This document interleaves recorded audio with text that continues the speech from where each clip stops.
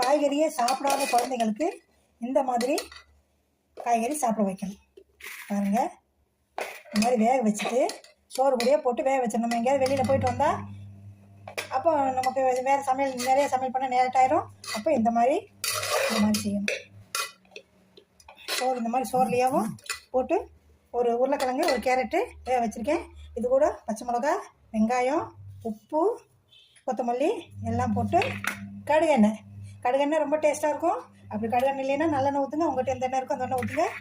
கடுகெண்ணெய் ரொம்ப டேஸ்ட்டாக இருக்கும்.